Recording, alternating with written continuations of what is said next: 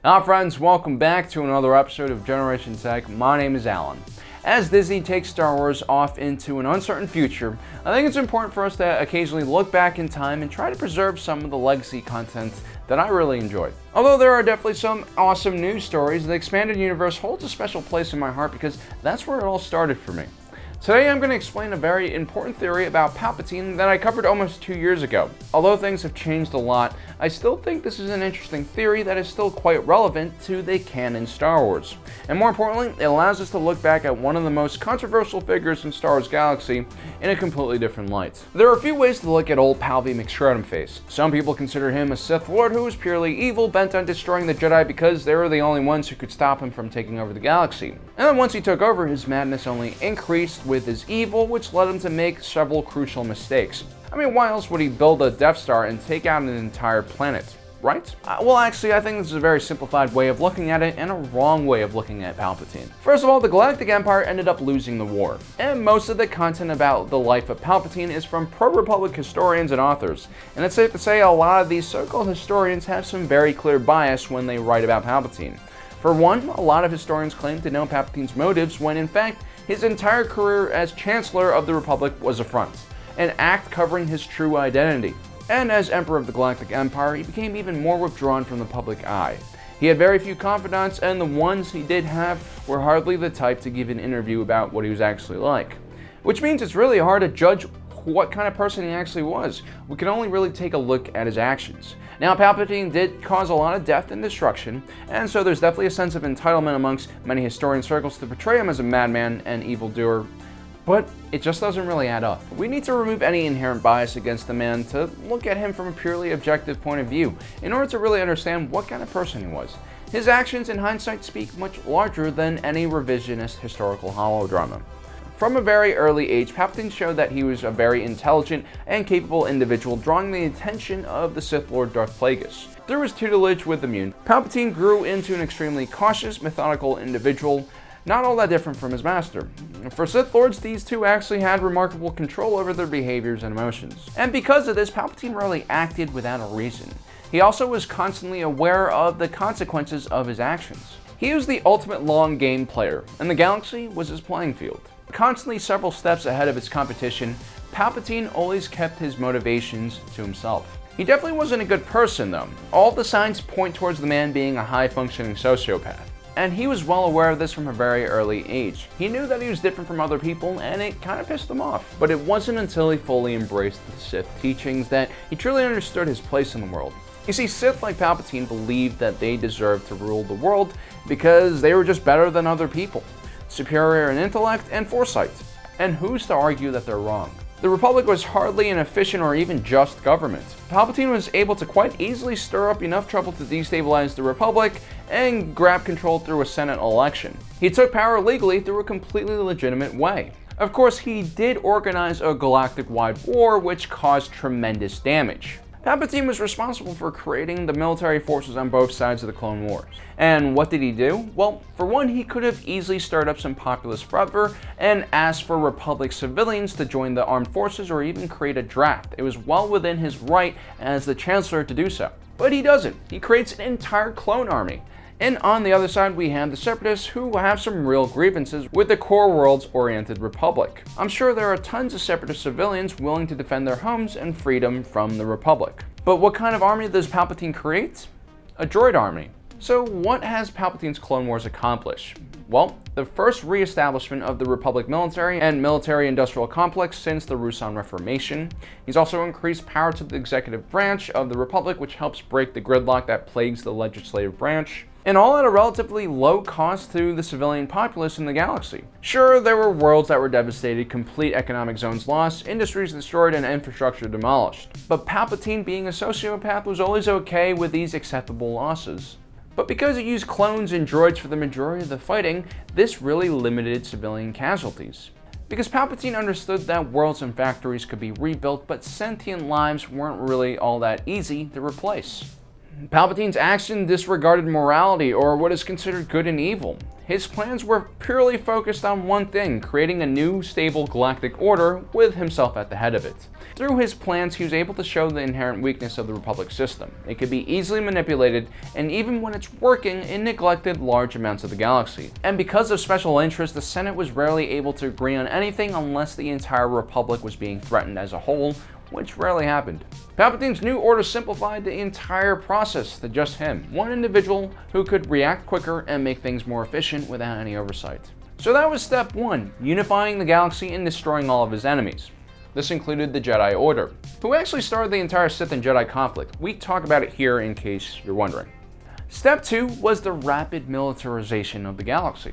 Emperor Palpatine quickly nationalized several different industries and seized planets rich in resources and strategic industries. Now, a lot of Palpatine critics point to this period of rapid militarization as why Palpatine was crazy.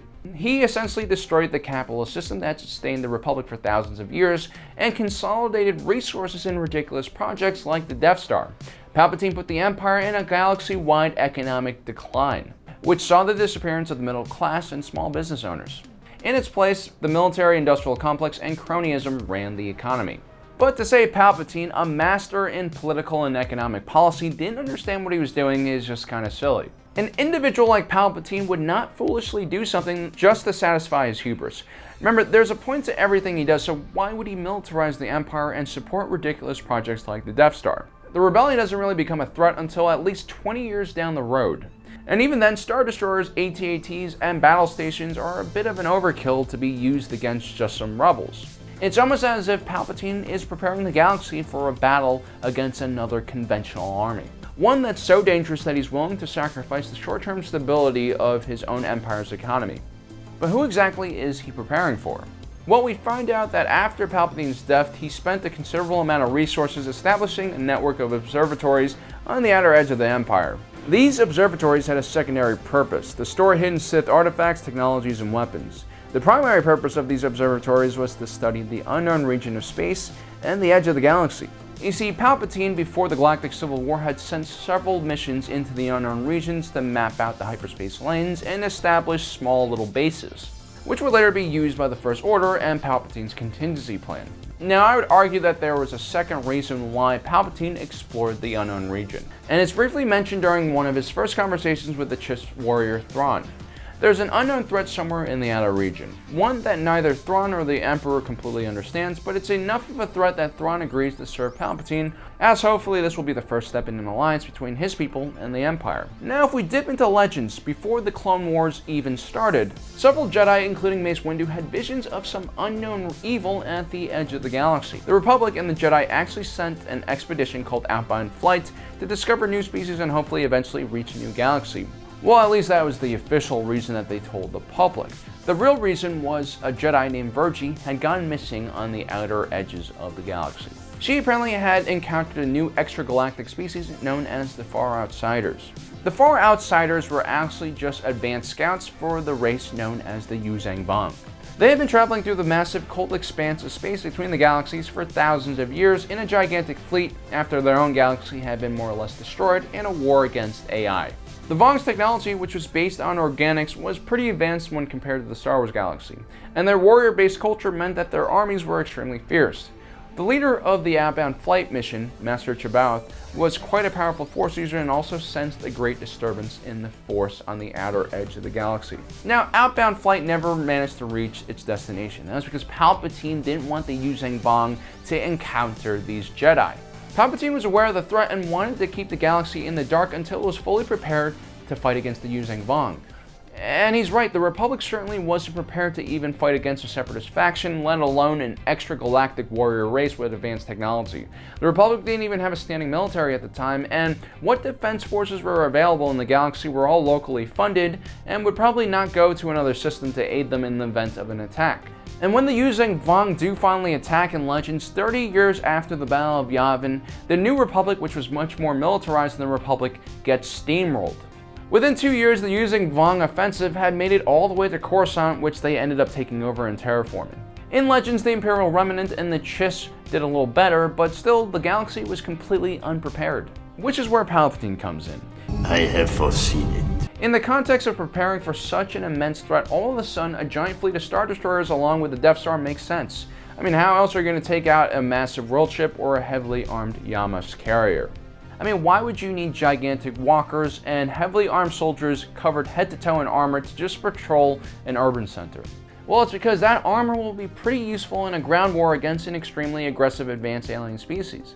The nationalization of so many industries and consolidation of resources under the Empire allowed the galaxy to prepare for a war with a civilization that was already involved in a total war. When you leave your galaxy behind and travel for thousands of years to a new one, there's no going back. So where does this leave us now? Well, the sequel trilogy takes place during when the Yuzhang Vong War should have happened, and, well, the Yuzhang Vong are nowhere in sight.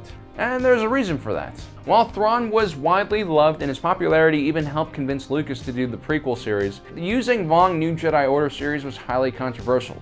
There are more than 20 books in the series, and I'll be honest with you, the quality really varied from one author to another. You also had very unpopular things happen like a moon falling on Chewbacca. But as we know, Disney canon is constantly reviving Legends material and making it canon. As a matter of fact, the Clone Wars almost canonized the Yuzhang Vong. Originally, during the cancelled Clone Wars season, there was supposed to be an episode where a lone Yuzhang Vong scout ship kidnaps someone and the Jedi have to go rescue them.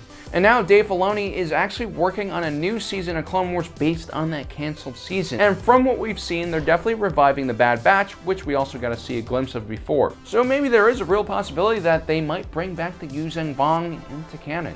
Although there is one other problem. Star Wars is traditional PG-13. It's a franchise for kids, even though a lot of fans are now only just kids at heart. But the Yuzhang Vong would never fit in a PG-13 movie. They're freaking degenerate. They're ultra-violent, completely disgusting, and they love to disembowel infidels. So you can't really have a Yuzhang Vong film without an R rating. Nonetheless, I think it is possible for Disney to potentially revive the Yuzhang Vong in the Clone Wars just as a side story that doesn't necessarily get more coverage. Maybe the Yuzhang Vong invasion is delayed, and it doesn't necessarily have to happen in the new sequel trilogy, but maybe in another trilogy. Who knows? Well guys, let me know in the comment section below what you think about this theory. I think in the context of an extragalactic Yuzhang Vong invasion, Palpatine definitely seems a lot more sane and almost like he's on the right side of history. He's still not a good person, he's definitely an evil bastard, but you know, as far as we can tell, the New Republic is completely incompetent, so maybe a united empire would have a better chance facing off against an enemy that dangerous. Well guys, don't forget to subscribe, hit that notification button. As usual, thanks for joining us today. If you're watching this, you are Generation Tech.